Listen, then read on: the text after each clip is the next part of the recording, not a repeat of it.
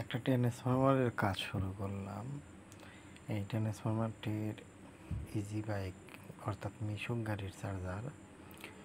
তো আমি প্রথমে টেপিং করব। টেপিং করার পরে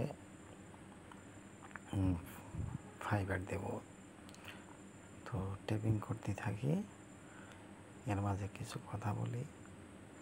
আপনারা যারা এই মিশুক গাড়ির চার্জার বা ট্রান্সফরমার তৈরি করবেন, মূলত আপনাদের চিন্তা করতে হবে,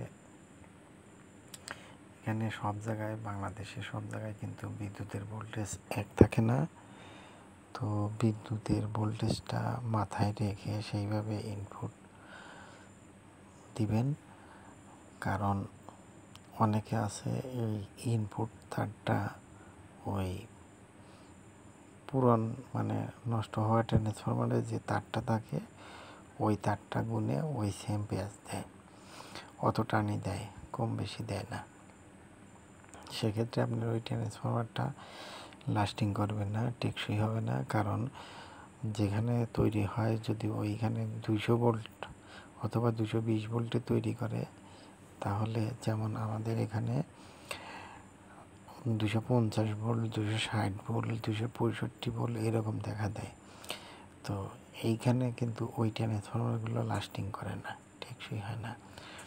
যার কারণে আমাদের এখানে তৈরি করতে হলে আপনার এসি ইনপুটে আপনার মিনিমাম 250 ভোল্ট ধরে কাজ করতে হবে। সেই ক্ষেত্রে আপনারা অবশ্যই ট্রান্সফরমারটা কোর মেপে সূত্র অনুযায়ী কাজ করবেন।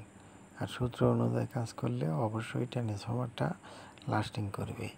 এখানে আর একটা বিষয় আছে, সেটা হলো আপনারা যদি ওই পুরনো ট্রান্সফরমার বাধাই করেন, সেক্ষেত্রে ওই ট্রান্সফরমার আপনার ওয়ারিং তার কাটার পরে আপনাকে কোরটা ভালো করে দেখতে হবে। অনেক কোর আছে যেই কোরগুলো আপনার নষ্ট হয়ে যায়, হাত দিয়ে চাপ দিলেই ভেঙে যায়। ওই ট্রান্সফরমারে যদি আপনি আবার নতুন করে তার দেন, ওয়্যার দিয়ে বাধাই করেন, তাহলে কিন্তু ওই ট্রান্সফরমারটা টিকবে না। সেক্ষেত্রে আপনার ওই কোর আর চলবে না, আপনি নতুন করে ব্যবস্থা করতে হবে, না হয় আপনি ওটার কাজ করবেন না। এটা আমি আমার ব্যক্তিগত ধারণা থেকে বললাম। এরপরে আপনাদের ইচ্ছা, আপনারা যে যেমন পারেন সে সেইভাবে করতে পারেন, সমস্যা নেই। তো আমি যে এইভাবে কাজ করছি, কাজটি আপনাদের কেমন লাগছে অবশ্যই বলবেন। আর যদি এটা ভালো লাগে তো ভিডিওতে লাইক দিবেন, ফলো দিবেন।